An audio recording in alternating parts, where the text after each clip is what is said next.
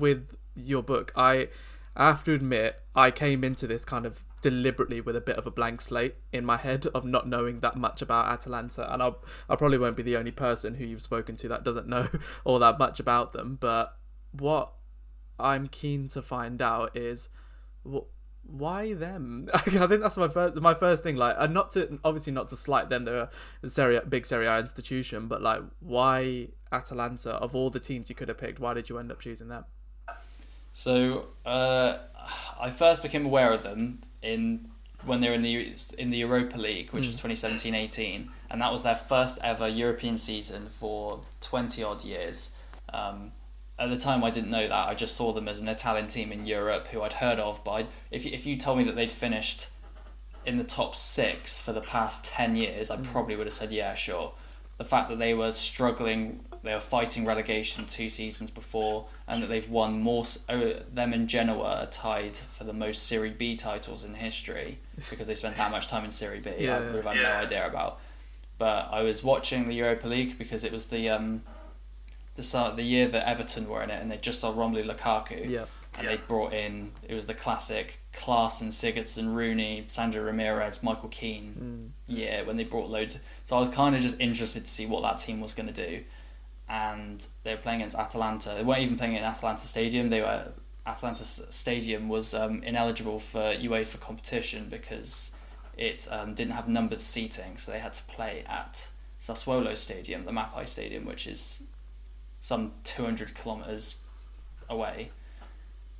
But again, I didn't know that at the time. It sounded like they were at a home match. Like, the noise was deafening, and they absolutely pulped Everton. And not just, it wasn't a smash and grab, it was an absolute like masterclass. It was the individual players I'd never heard of, and I loved them immediately.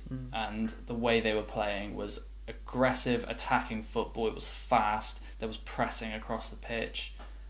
It was so interesting, and there was this kind of old silver-haired manager on the touchline who I'd never even heard of before, and there was something about that and the enigma of it all that I was like, I like this, I like this story, and I just started to watch them more, started to watch kind of analytics videos about them and read about them, and it was around that time that I think people like Football Daily and Tifo started to cotton on to what they were doing, because Atalanta finished 4th the season before in Gasperini's first year there.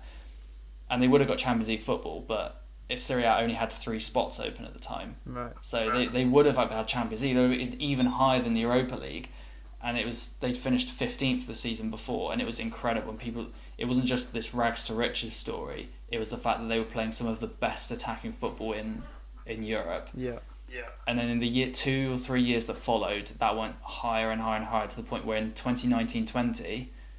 This club, who had the 14th highest wage bill in Serie A, were 2 matches with 2 or 3 matches left of the season. They could have won the title. They were 6 points behind Juventus, and if Juve had lost their last 2 and Atalanta had won their last 2, they would have won the league.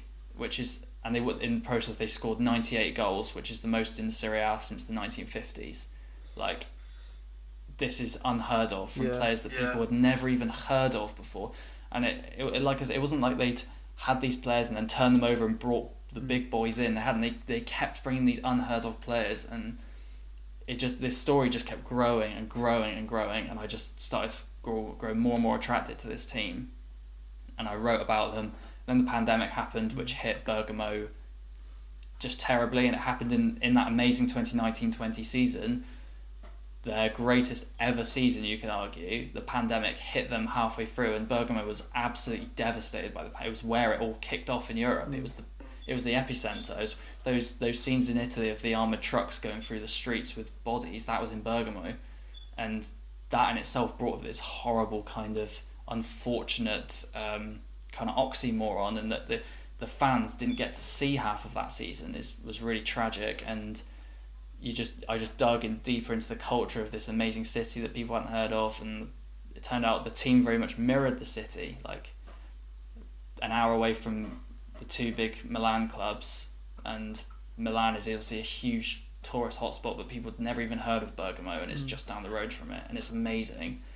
That, and it's just all these wrapped up stories. It was like I couldn't like hit on a pot of gold of all these different stuff, and pitched the idea to pitch, and it just so happened that they accepted my application on the day the Super League broke out, which in itself I thought was like this incredible kind of bit of slice of irony, in the sense that the day that football was about to eat itself and pull away was the day that I had a book pitch accepted about little old Atalanta. Like it was just this nice kind of irony to it, I suppose, and just absolutely fallen in love with the club, the city, all of it, just ever since, and I probably always will be now as well. Yeah, do you consider yourself like a honorary sort of Atalanta fan after finding things out about them?